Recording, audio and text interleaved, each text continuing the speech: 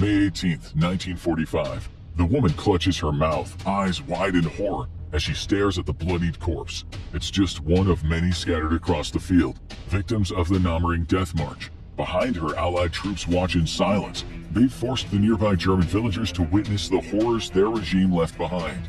This was part of denazification, the Allies' sweeping campaign from 1945 to 1952 to purge Germany of Nazism. Some methods were harsh, others extreme.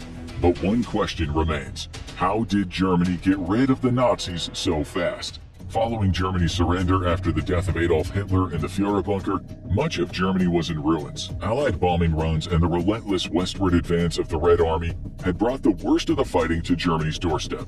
The head of the snake that was the German government and its war machine were gone, and now the Allies had to share the responsibility of moving Germany forward.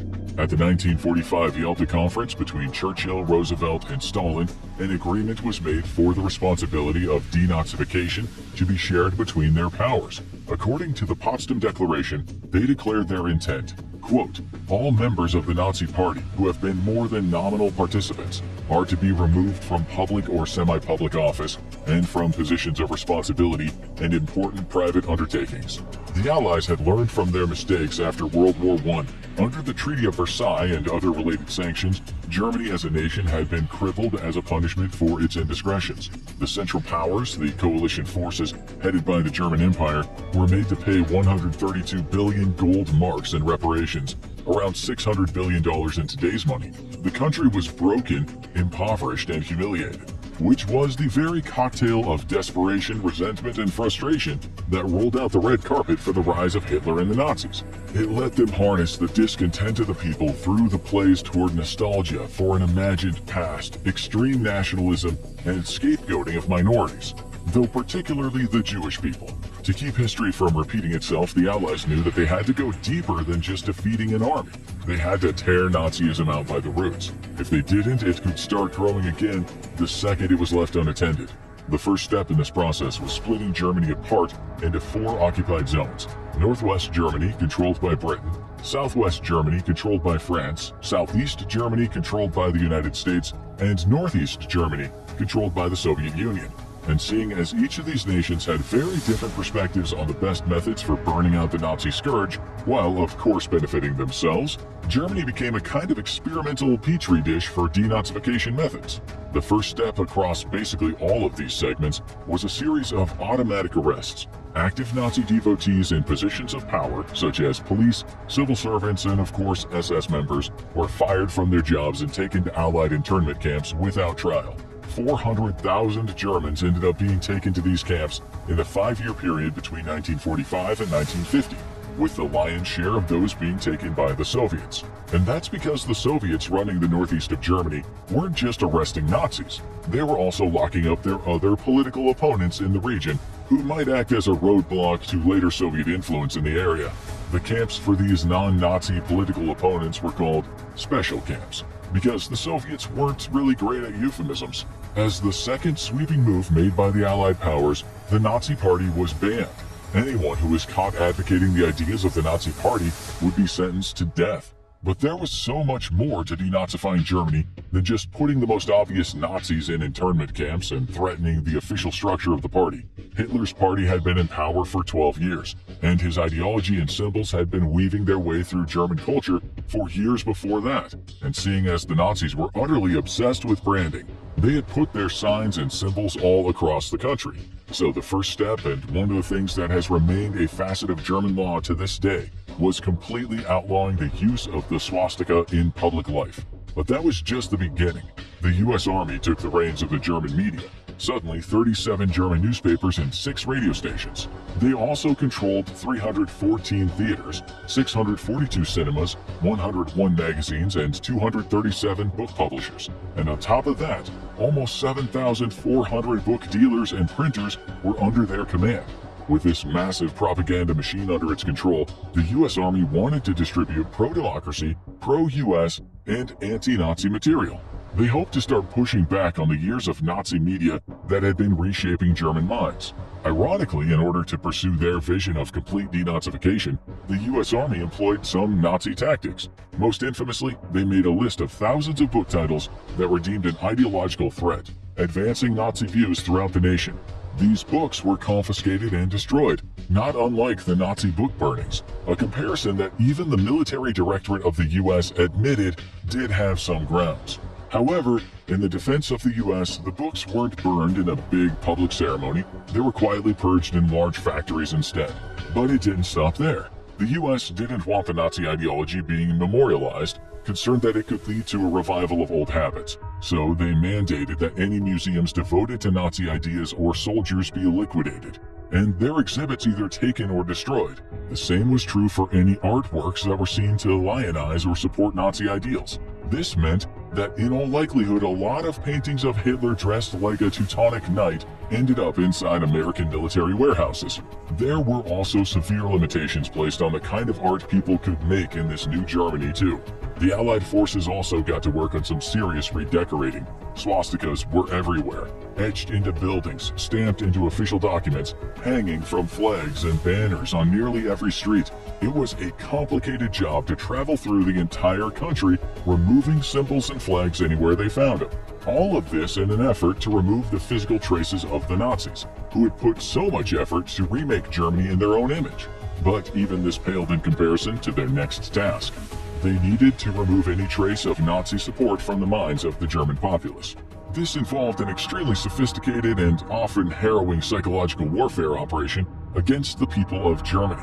The Allies wanted to create a powerful sense of collective responsibility and collective guilt in the minds of the German public. The idea was to prevent everyday Germans from emotionally or morally distancing themselves from the Nazis' most horrific crimes.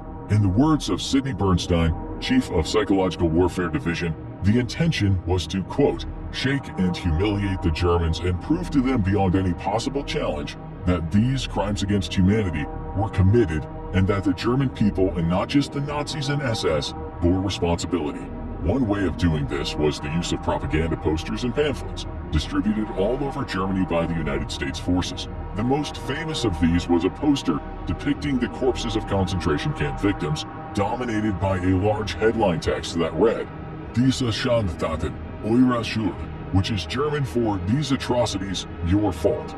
Another one of these stunts was reported in a small German town by the English writer James Stern, who said, a crowd is gathered around a series of photographs, which, though initially seeming to depict garbage, instead reveal dead human bodies.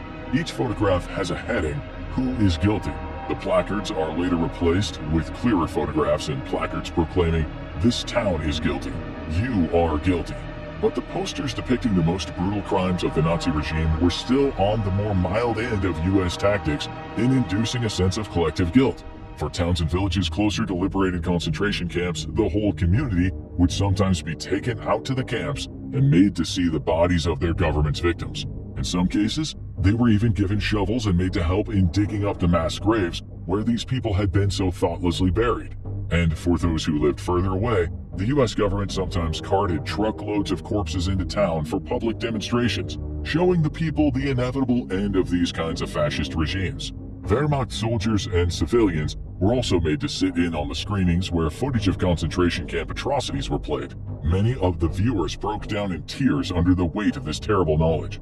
None could ever hide from the awful things the Nazis had done. All of these methods were vital in quickly clearing out the visual evidence of the Nazi plague in Germany and turning a lot of the public against them and their crimes. But what about the actual legal consequences for the people who really did directly contribute to the Nazis and their machine of evil?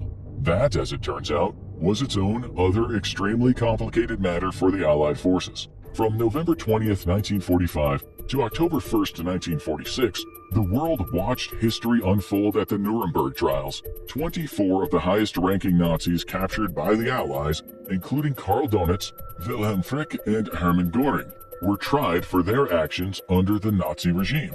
Many were executed or given heavy prison sentences, but there was so much more to the Nazi apparatus than just the men on the very top rungs. By the time the war was over, around 8.5 million Germans, 10% of the population, were members of the Nazi Party. But there were even more people involved in Nazi-adjacent political groups. For example, there were 32 million people in the German Labor Front, 17 million in the National Socialist People's Welfare, and even 2 million in the National Socialists Women's League. All in all, around 45 million people were in the party and party-affiliated groups that made up the German government. A rubric needed to be created for the lower-level Germans investigated for their complicity in the crimes of the Nazi Party. So by the end of the Nuremberg trials, the Allied Control Council announced Directive 24, or Law 104 for Liberation from National Socialism and Militarism, which outlined some legal parameters and consequences shared roughly across all the sectors. This led to 5 categories that all these millions of lower-level suspects would be placed into, each one of them with a fixed severity of punishment. Those without meaningful Nazi ties were dubbed exonerated individuals and released without punishment. Nazi followers and supporters were given a fine and surveilled afterward to ensure they didn't fall back into their old ways. Lesser offenders were given probation up to 3 years. Activists, militarists, and profiteers could see up to a decade in prison, and major offenders could be sentenced to life imprisonment or even execution. But who would run all those systems? Which would involve endless investigations, questionnaires, and tribunals, especially given that the Allies had their own countries and empires to run, as well as growing Cold War tensions that would tear the alliance apart from within. The solution was to hand over the denazification process to the German government itself, a new interstitial ruling body made out of German resistance fighters, union bosses, and judges that had been vetted by the Allies for reliability. These internal tribunals became known as Spruchkammer. It seemed like a good idea in theory, but problems quickly arose. Since it was nearly impossible to bring everyone into a physical courtroom, the judgments were made on the basis of extensive questionnaires known as Fragebogen. It contained 131 questions that probed applicants on everything from their lifestyle to their political history, along with key documents that could prove the reality of what they were saying. But we're talking about the pre-digital era here, so records were hard to come by, and perjury was rife. A lot of the time the tribunals needed to rely on written statements from people's friends and neighbors, most of which exonerated them. As a result of this, only 1.4% of the people investigated were convicted as major offenders, and those were the ones that were so obviously guilty or just too bad at lying to slip through the cracks. The grand majority were written off as mere followers who were slapped with a small fine and sent on their way like nothing ever happened. There was even a dark joke that the certificates handed out were Persil, a popular cleaning detergent, because they whitewashed the reputations of the people who had committed some truly heinous crimes. The specifics for how those denazifying hunts took place varied from zone to zone.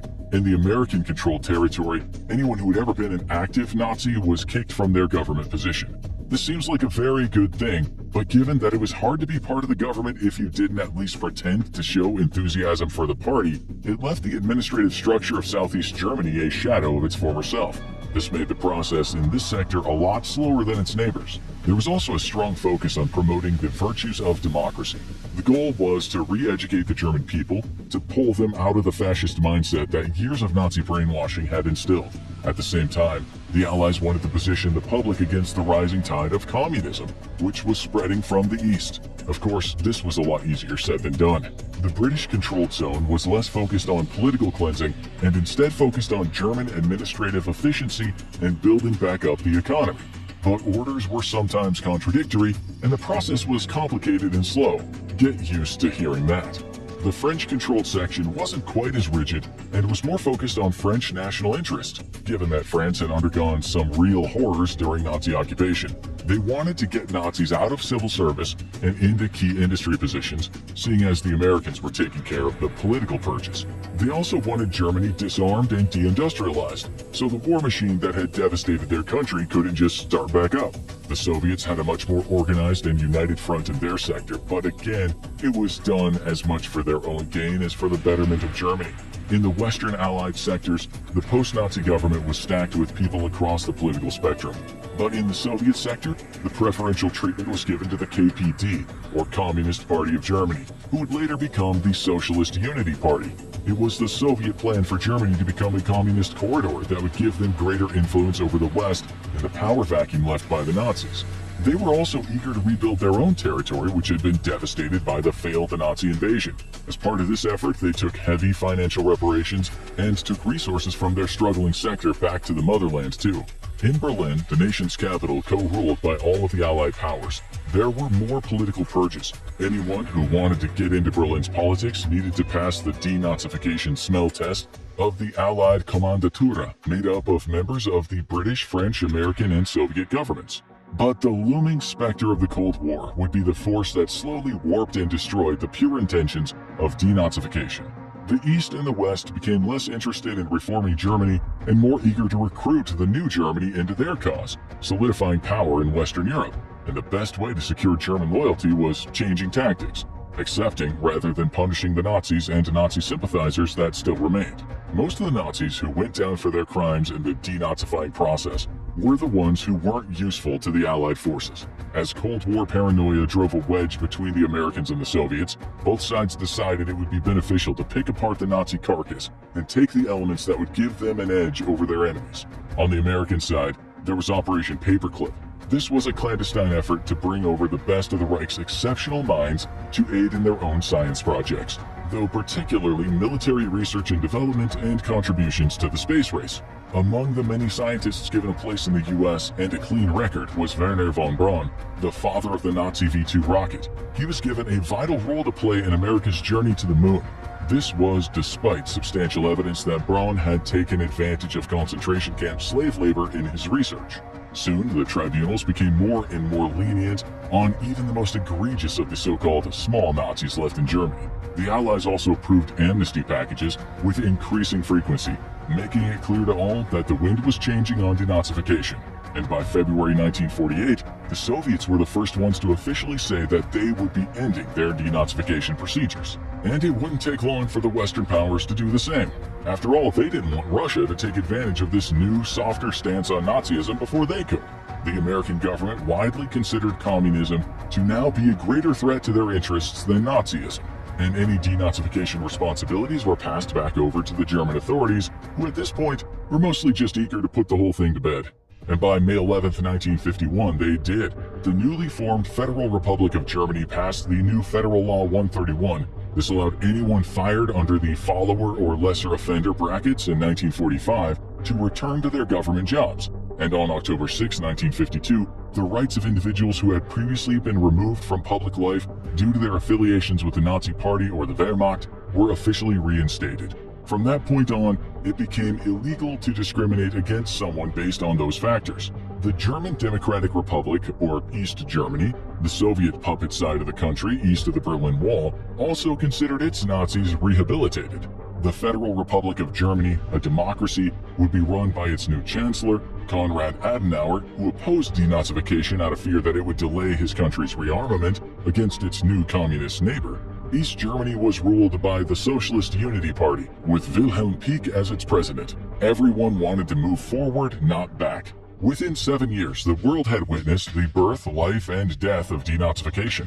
The swastikas and Nazi literature were all gone, and the party itself was no more. But there was no longer any legal basis to punish the people who had been a part of that machinery.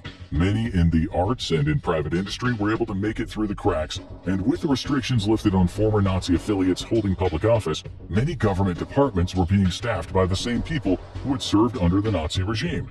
But how did Germany get rid of the Nazis so fast? Well, the answer is, it didn't. Hitler and his inner circle may have met their end during the war or at the hangman's noose after the Nuremberg trials, and many hearts and minds in Germany were changed by the shock of what had been done in their name. But due to the massive administrative stresses of denazification and the pressures of the incoming Cold War, the job